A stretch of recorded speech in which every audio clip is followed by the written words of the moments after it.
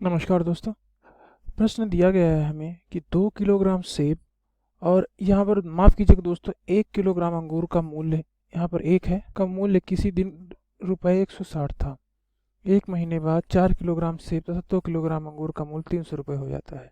इस स्थिति को बीजगणितीय तथा ज्यामितीय रूपों में व्यक्त कीजिए।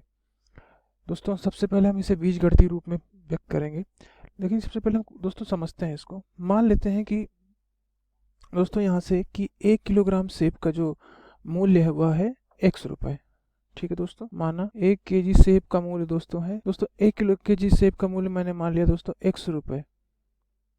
ठीक है दोस्तों, और ठीक है दोस्तों, और हमने 1 केजी अंगूर का मूल्य मान लिया y रुपये। आई एम सॉरी दोस्तों, 1 केजी अंगूर का मूल्य मान लिया हमने मान लिया दोस्तों रुपये y। ठीक है दोस्तों, अगर x और y एक एक केजी के मूल्य हैं तो 2 केजी सेब का मूल्य दोस्तों क्या हो जाएगा 2x, और 1 केजी अंगूर का मूल्य हमने मान रखा y तो 2xy। इन्होंने बोला है कि इन दोनों का मूल्य जो है वो 160 रुपये है किसी दिन। इनका प्रश्नानुसार अगर हम पहली शर्त देखें, जो पहली शर्त इन्होंने दी है वो है कि 2x धन 2x का मतलब 2 किलोग्राम सेब का मूल्य धन 1 किलोग्राम अंगूर का मूल्य मतलब y, इसका जो मान है वो 160 रुपये है। दोस्तों इसे मान लेते हैं समीकरण संख्या 1।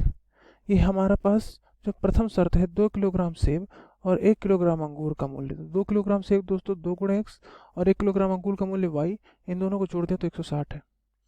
दोस्तों जो हमारे पास दूसरी शर्त है वो 1 महीने बाद की है।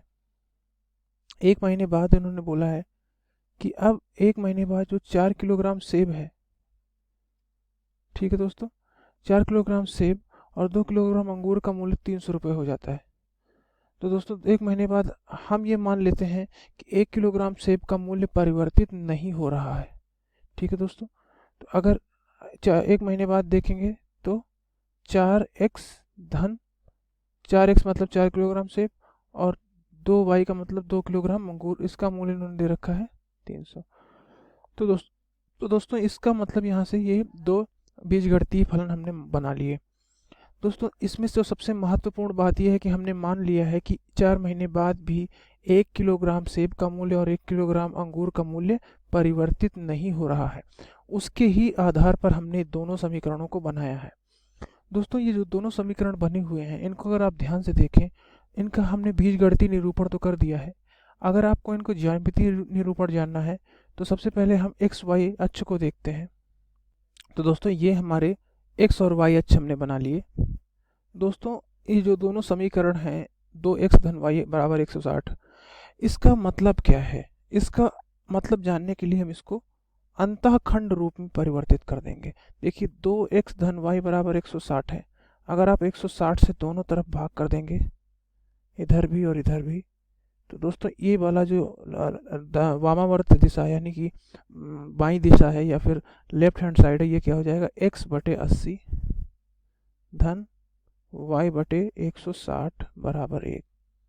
दोस्तों हमने इसमें माना हुआ है कि 10 यूनिट बराबर ग्राफ की 1 यूनिट। ठीक है ना दोस्तों, ये स्केल है इसका। दोस्तों अगर हम यहाँ से देखें तो इसका ज्यामितीय निरूपण करना है अगर हमें, तो यानी कि x अक्ष पर 8 यहाँ पर ये बिंदु और y अक्ष पर 16 यहाँ पर ये बिंदु, इन दोनों बिंदुओं को मिलाने वाली रेखा खींचेंगे तो दोस्तों ये इसका ज्यामितीय निरूपण हो जाएगा। ठीक है दोस्तों, यानी कि ये जो बिंदु है, ये रेखा जो है ये इसको निरूपित कर रही है।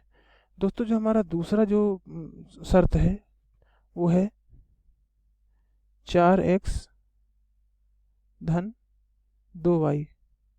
दोस्तों इसका मान दे रखा है 300। दोस्तों हम दोनों पक्षों में अगर हम 300 से भाग कर दें, यहाँ पर भी और यहाँ पर भी, दोस्तों अब इसका मान क्या हो जाएगा? यहाँ से दोस्तों इसे हम भाग करेंगे तो मिलेगा 4x बटे 300 धन 2y बटे 300। इसका मान दोस्तों हो जाएगा 1। दोस्तों हम अगर इसे आगे हल करें तो लिख सकते हैं x बटे 75 धन y बटे 150, इसका मान है 1। दोस्तों अब हम यहाँ से देखते हैं। दोस्तों अगर हम इसी पैमाने पर हम इसको यूज करेंगे तो x पर 75 मतलब कि 7 ये, और 75 का मतलब 7 और 8 के बीच में, और दोस्तों y पर 150 का मतलब 15 यानी कि ये बिंदु। तो हम दोस्तों ये दोनों बिंदु को मिलाने वाली रेखा खींच देते हैं। ठीक है दोस्तों, तो दोस्तों जो दूसरी शर्त है उसको ये निरूपित कर रहा है। तो दोस्तों इससे हमें ये पता चल जा रहा है कि इन दोनों का ज्यामितीय निरूपण क्या होगा। दोस्तों आशा करता हूँ कि आपको यह वीडियो समझ में आया होगा। देखने के लिए धन्यवाद।